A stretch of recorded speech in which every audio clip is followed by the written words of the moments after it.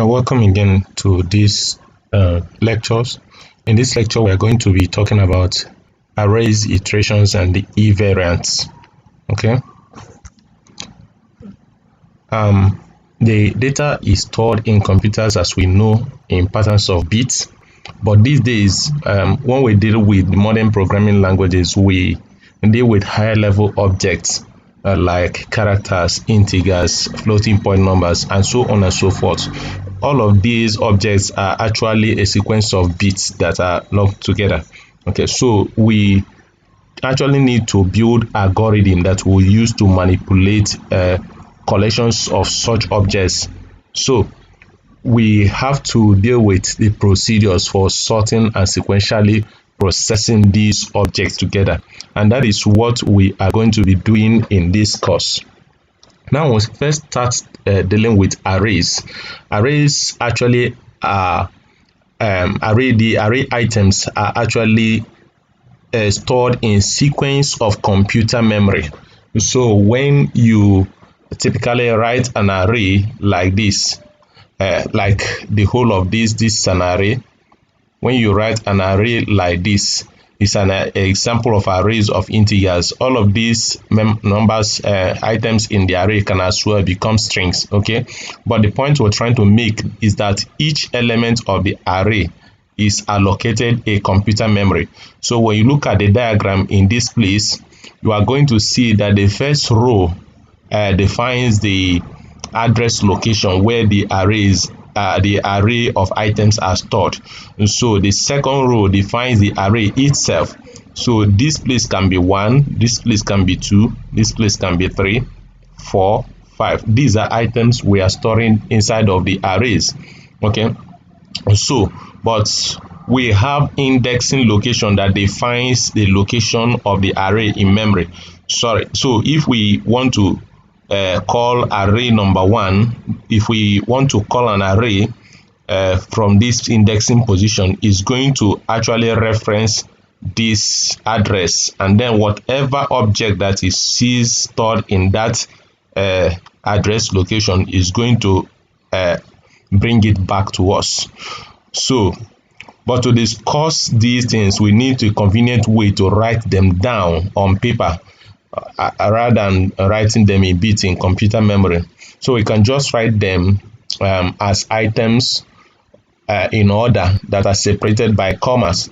Now, if we are dealing with arrays of integers, it is typically written like this. But if we are dealing with arrays of, let me say, arrays of strings, so we are going to have something like this, and then book 1 is going to maybe English, and then we have maths, and so on and so forth. So the point I'm making is that if we are dealing with arrays of integers, we don't need to include the quotation marks, okay? But if we are dealing with strings, we are going to be including them. So we now talk about indexing of arrays. Now let's look at an example. We have an array of 9 items represented by this is the array of 9 items. So when we start counting arrays, we start counting from the number 0. So if we start counting, we are going to count 0, 1, 2, 3, 4, 5, 6, 7, 8. So we start counting from 0. So we say that array indexing starts from 0. So take, for example, what we have in this array of integers. Okay, the 8th element there is 81 here, because this is the 8th element, and how we reference this is actually to write the variable, the array variable, and then in square bracket we talk about the indexing position. At this point we are talking about 8 because we are referring to 81.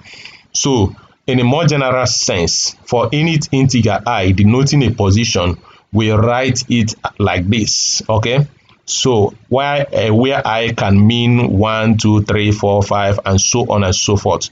So that is how we index our arrays. In summary, array indexing starts from 0. So if we have 10 elements in an array, typically we are going to have 10 indexing position.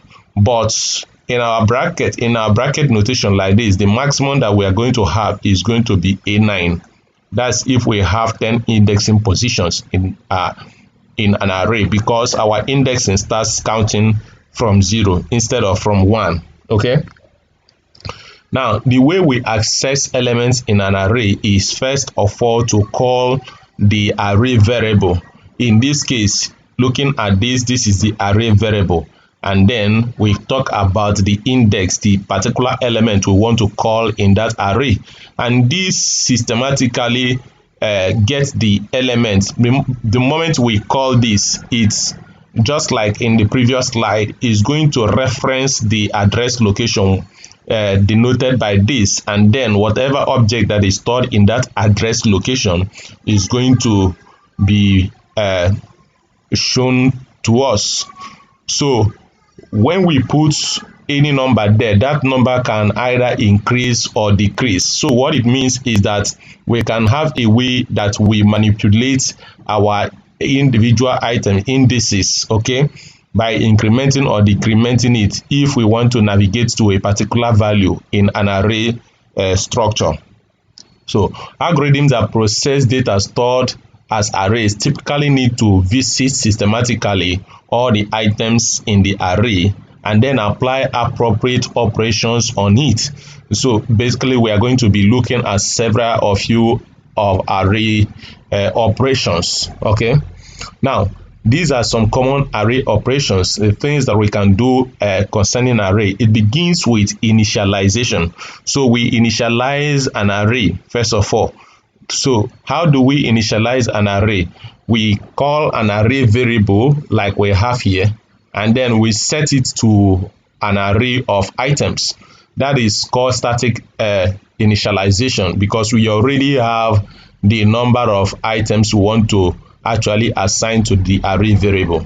Now we also have dynamic initialization, where we set particular element of arrays at runtime. Okay, now note that there are some when an array starts working, you probably may not be able to change an array, but it depends on several languages. So you define arrays as and assign values at runtime. That is when we talk about dynamic initialization.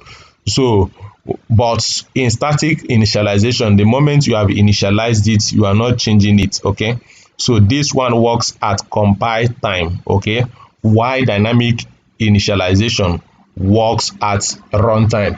Now you need to have a clear understanding between the different initialization systems that we can have on array initialization operations. So we say number one, when we talk about static initialization, it defines the array size and the values of individual values that will be placed at the individual array indices at compile time. Now dynamic initialization define the array size and then assign values at runtime. Okay, now what are the operations we can perform on an array? So first we talk about changing the value of an array. Yeah, so this simply means the specific index. This simply means changing the specific index of an array. So if we have an array, let's just say we have an array of ages, and these ages define the ages of individual as 24, 32, 19, 14, and so on and so forth. So if we look at the indexing, we have 0, 1, 2, 3. So now for us to make a change, to modify the content of this array, we can now reference, maybe if we want to change age 19, we can say age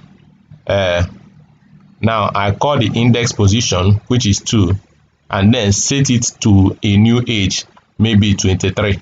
Okay, so if I've done that and then I print the array of ages, is going to simply display 24, 32, 23, and then 14, and so on and so forth. And so we have succeeded in modifying the value at index 2 position. Now we can do a lot of things also on array by going through all the elements of the array. For instance, we can decide to maybe multiply the elements by 2. So we have to use a way of traversing through the entire array content, and this will require us using a loop. Now, for loop are mostly handy when we talk about traversing the element of array. So what we see here is actually a pseudocode. Now, for each element, that's for whatever element we find in the array. Okay, so if I have array of ages like I've listed here, I can say for x in ages, then I say print, and when I'm doing this, what am I going to print? Just print x.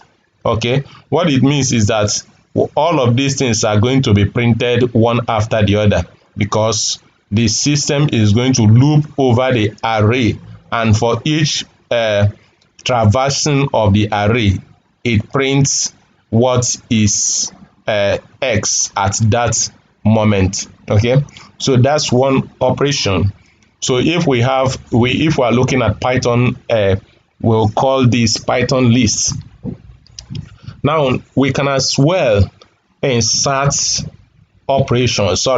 elements in an array, and this can be done using the append function. Okay, and when we use append function, we can append an element at the end of the array. Okay, so if we have array of 20 objects, or let me say array ages of ages,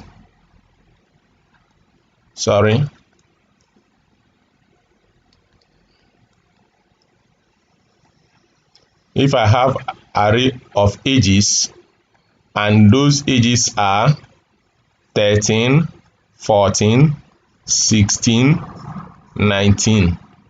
Okay, I can as well say ages.append, and whatever I want to append, I'm going to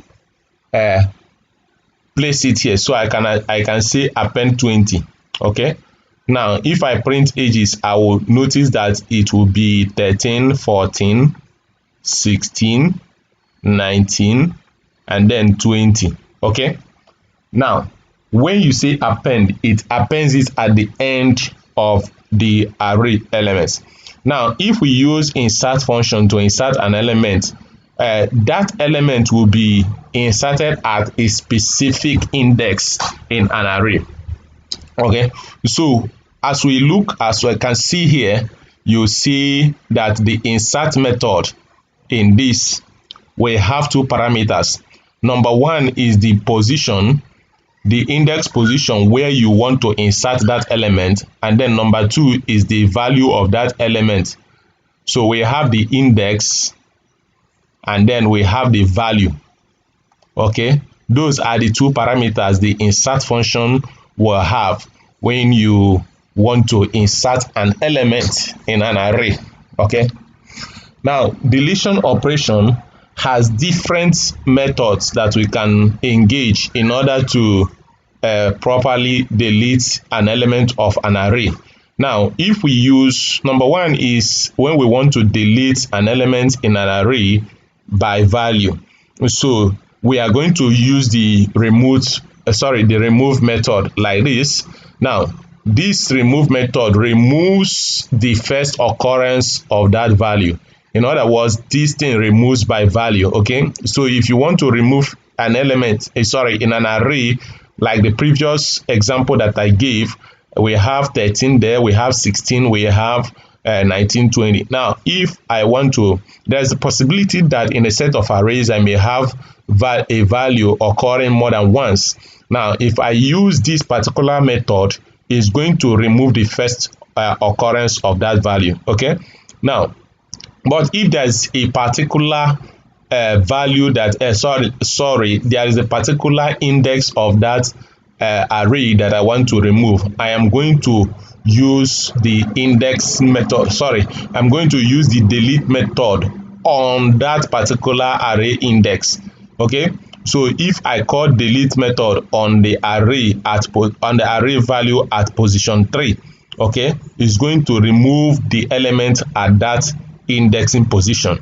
Now, we have seen that we can remove by value, we can remove by index, and then we can remove and return the last element on the of the array at a specific index. Now, the pop method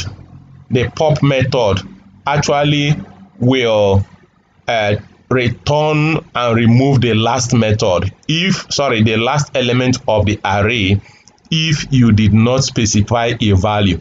Okay, for example, in this code, you see what is the last element? You know, it says array.pop. Now, there is no value, there is no parameter that is passed to this method. So what it's going to do is to, by default, select what is the last element of that array and then place it here. So if you want to delete it, that is what is going to happen, okay? Now, if you want a particular array specific element at this position, you are going to be entering a value, you know, the specific index position that you want that array to deal with. Now we can have the operation, searching and sorting operation in an array. Now, in searching, there are two methods that you can use to search something in an array. Number one is the linear search, which finds an element by checking each element sequentially. In other words, if I have this as my array structure, array box, okay, and I have 4, 9, 3, 2, 5, 8, 7, okay, this is my array. If this is my array and I want to search this element, is going to start searching linearly. That is linear searching. You search this, it's not what you want. You search this, it's not what you want. You search this, it's not what you want. And you go through this. In other words, you will traverse this list linearly, okay? So what it means is that the time complexity increases by the factor, okay? By the number of elements in the array, it will increase. The more you go, the more you add an element in that array, the more the time it will take possibly to search an element in that array, especially when that element may be at the end of the array, okay? Now we have binary search. It's also a searching algorithm or rather method that we can employ to search an array. Now, what it means is that we have a value that we are looking for instance, like x, okay? We want to search this. Now, what happens is that this method divides this array into two and then finds the solution. What is here and what is it that is at this indexing position, okay? Now, if it gets it, if it is not it may now proceed to come to this side and search. But this searching mechanism, binary searching, works best when the elements of this array are ordered. For instance, if I have up to, let's assume that my element is 1, 2, 3, 4, 5, 6, 7, 8, 9, 10, and so on and so forth, okay? Now, and the element that I'm looking for is element number 9. For instance, there's this mechanism that says divide this thing by 2. So when you divide it by 2, you check this one, is it greater than whatever that is here or less than? So if it is greater than the mid value, you know you are going to do your further search by your right side. Okay, now when you come to this right side, you are going to divide this into 2 again, and then you'll find an element at the middle. You have 8. Okay, you now ask, this 9, is it greater or less than 8? You say it's greater than 8. What it means is that if it is greater than 8, in other words, I'm going to search by my rights. Okay, now I come to this place and I say, because I have 9 and it's greater than 8, so I'm going to further at this point. So when I come to this point, I will now say I have 2, and I'll say this and this, there's nothing here. I maybe divide it by 2, find the average, and I find that whatever that is here is going to be 9.5. So I now check 9.5, is it greater than 9? Say yes. So probably the element by my left is going to be what I'm looking for. Now what this binary search does is that it divides, it is actually a quick way of searching an element, searching for an element in an ordered array. Okay, so then we talk about sorting. Now sorting is typically how to arrange these things. Now searching means that there is an element you are looking for in that array, while sorting talks about arranging the elements of that array either in ascending or descending order. So whatever operation you want to perform on an array, this is an inbuilt method already, and this is an inbuilt method, but we can as well write our own program to be able to sort elements of an array in sequential order. Okay, so there are different sorting algorithms that we can employ, but the point we're talking about here is that we can as well sort the element of an array. Now there are other operations that we can perform on an array. One is reversing the array. In other words, we can change the order of the elements and the reverse order of the original. Now we can copy elements from one array into another. We can as well get some chunks of elements from an array, and that is called slicing. So what it means, getting a part of an array using a slicing method. Then we can as well perform some aggregation functions on an array. So this aggregation function can include finding the sum of the elements in an array, finding the minimum element and the maximum elements, or even calculating the average of the elements in an array. We can as well proceed to join two arrays into one if need be for our work, and then we can as well determine the length of an array. Now, the standard approach in most programming languages for repeating a process a certain number of times, such as moving sequentially through an array to perform the same operation on each item, involves a loop. And now we're talking about iterations. Okay, now in pseudocode, it will typically take the general form of, initializing I, like saying for I equal to whatever, and then doing something. So it first of all talks about initialization, and then you do something. So in programming languages like Java and C, the pseudocode for a for loop, or rather for loop code, is written like this. Now when you look at this, you have the initialization, you have the comparison, that is trying to put a boundary on your loop, and then you have the update, what you want to do the next time you want to look at the whole system.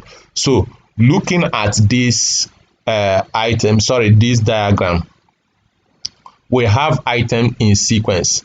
Okay, at this point you are asking the question, you know, this center, you are asking a question, and this question determines whether you can print a statement or whether the loop will continue or whether you will go out of loop. So if this thing becomes false, this false is supposed to be here. If the condition is not met, it will continue. If the condition is met, the loop will exit. Okay, so you will have to use this iteration to navigate through, or rather to traverse through an array, several other data structures. Now, I've really explained what this means. So number one, I said that in an iteration step, we have, in a loop, we have the initialization, we have the condition, and then we have the update. And this update is what really makes the loop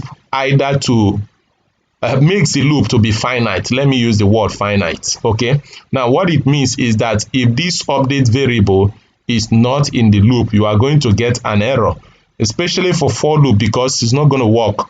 Now if you don't, it happens, rather it is applied in different way when you are writing a while loop code. Okay, because you are going to make your initialization and then you place your function. So you are going to first of all say maybe y is 0. Okay, this is this, then you write a while loop. So you can say y I is less than 10. What is going to happen? You are going to do something. Okay, now if you finish doing something and there is no update, so this one is initialization, this one is condition, but there is something that must be there in a loop, and that is the update. Now what we are going to have here is going to be maybe I plus plus. Okay, now what happens is that for each loop, this I is incremented. Now if I'm looking at this, and in the first instance I is 0 according to this initialization. So because the operation evaluates to true, is going to do something. Now, and this doing something may be print something. Okay, so you are printing something.